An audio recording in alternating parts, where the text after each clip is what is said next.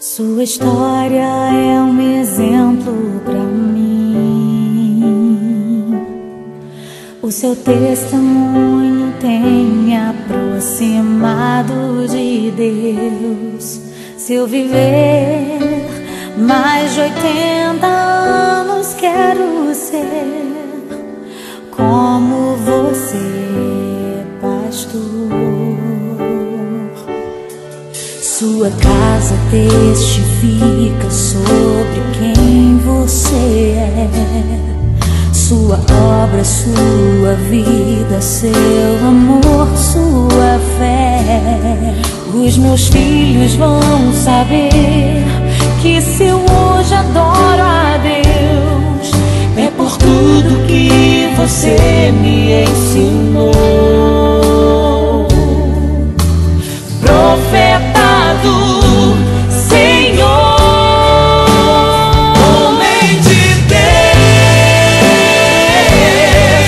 escolhido pra curar as feridas da minha alma. Homem de fé, que tem dedicado a mim o seu amor e proteção. Homem amado,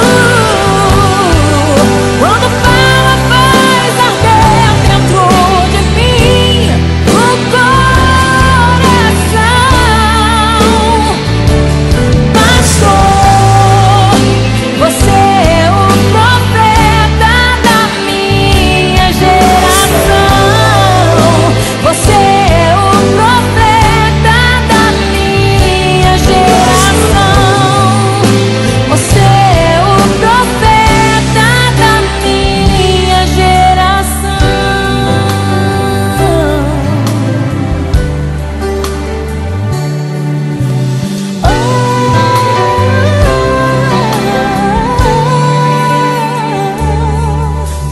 Oh, porque Jesus me ama, eu não posso te explicar,